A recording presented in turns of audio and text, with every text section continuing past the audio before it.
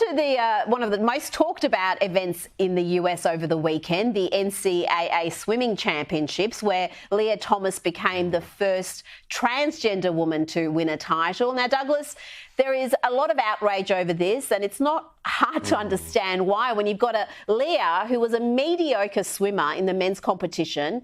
And now Lia is breaking records and winning gold medals in the women's competition. And that means natural-born women are missing out. They're missing out on those podium finishes. They're missing out on finals. They're missing out on scholarships.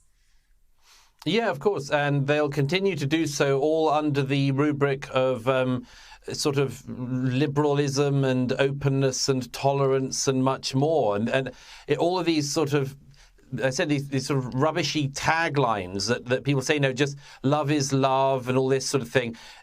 These things actually have consequences, these banal claims, which then have a set of assertions behind them. You know, say that the big shouldered male to female trans athlete is a woman and is a total woman, or you're a bigot. And then you see the consequences of that, and girls start to suffer for it. And people say, well, it's one set of rights against another.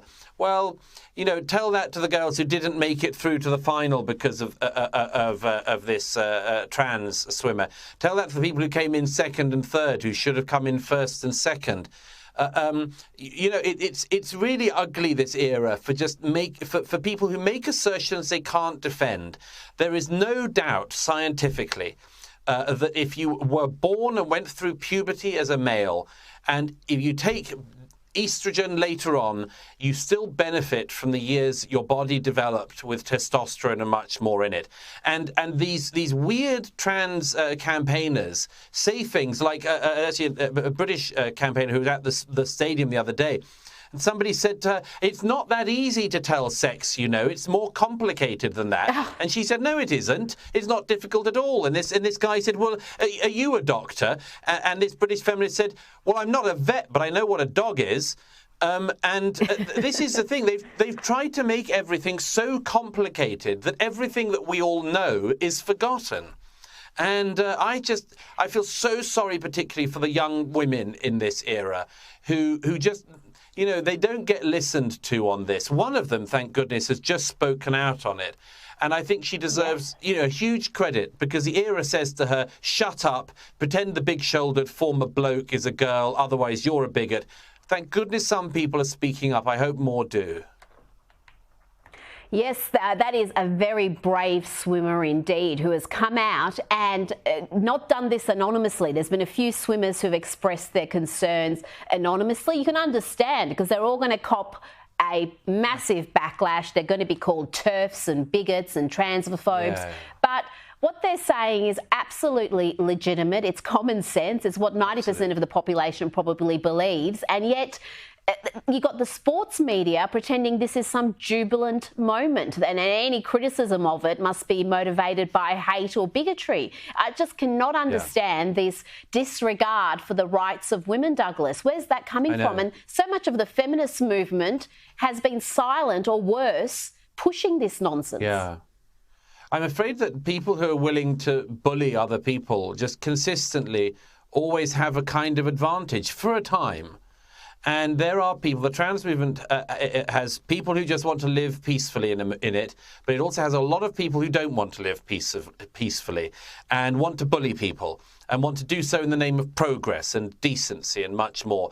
And these are people who've been profoundly indecent and bullying in their behaviour towards all of the people who've critiqued them. Some of them are very, very famous and distinguished women like J.K. Rowling, and others are like these, you know, young women just starting off as swimmers. Every one of them will have this bulldozer come towards them in the name of progress.